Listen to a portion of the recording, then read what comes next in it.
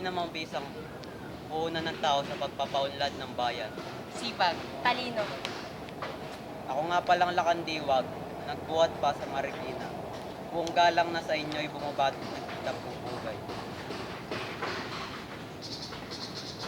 Taglay ko din ang pag-asang naway maging matagumpay.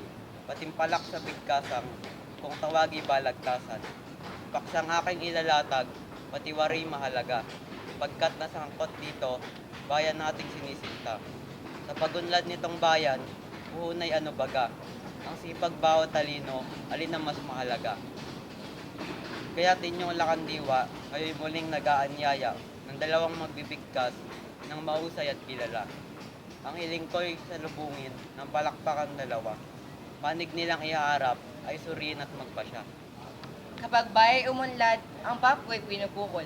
Sa gobyerno at mga tao, sama-sama at tulong-tulong. Kung ang lahat ay tinatamad, bayan natin ay ngayon. Wala na ang trabaho, kabuhay urong sulong. Kasi bagay po natin sa lahat ng gawain, maliit man o malaki. Mahirap man ang gampanin, kung ang ating kasipagan itatapit magmamali. Pilipinas Year 2000, di natin masalapi. Akong abay inyong lingkod. Isinilang na mahirap at niwalang kayamanan. Maaring mailantad, pamanang ng magulang ko. Ay talinong hinahangad, pamanang magtatanghad. Puhunan sa pag-unlad, sa gobyerno at lipunan. Mga tao'y may puhunan na kanilang tataglayin. Habang sila'y nabubuhay, ang talino ang nagbubuklod.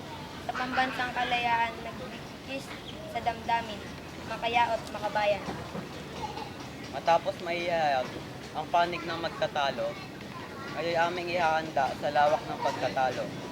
Bawat isa'y magpapalaong sa impormasyon at sa mga issue.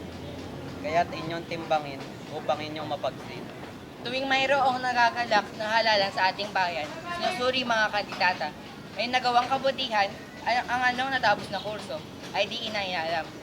Kakayahan niya at sipag, tangaing pinag-uusapan. Aanhin mo ang talino, hindi naman nagagamit. Mga tao'y umaasa, lalo sila'y nagigipit. Matalino ang turingan, taban naman walang bait. Nawawalan ng bansag, kaluluwa ang kapalit. Nalimutan ng kantaro yung mga bayaning namatay na nagtanggol sa ating bayan ng laya ay makantan. Ngunit dahil sa talino at taglay nila nung araw, ngayon tayo'y lahat alipin pa ng dayuhan. Iba nga'y naging presidente o congressman. Lahat sila'y talino ay di natin matawaran.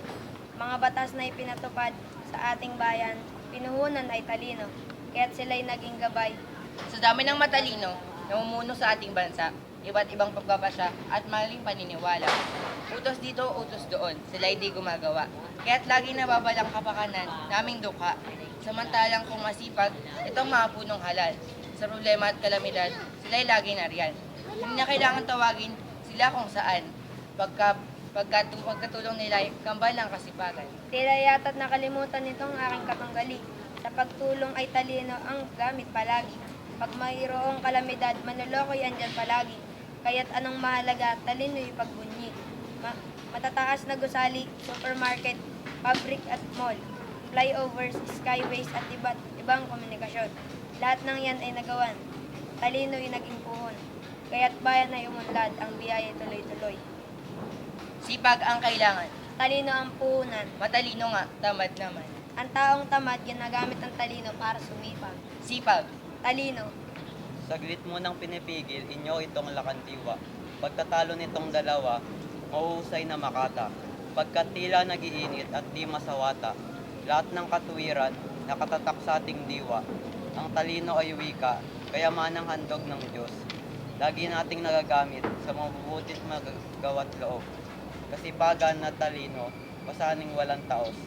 Kaya't dapat nang magsanib, pag-isaing lubos-lubos. Ang talino, siyang utak sa balangkas na paggawa.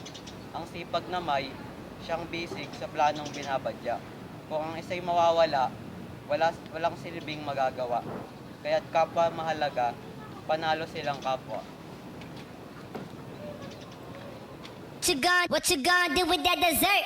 Do what, dee da, dee da, dee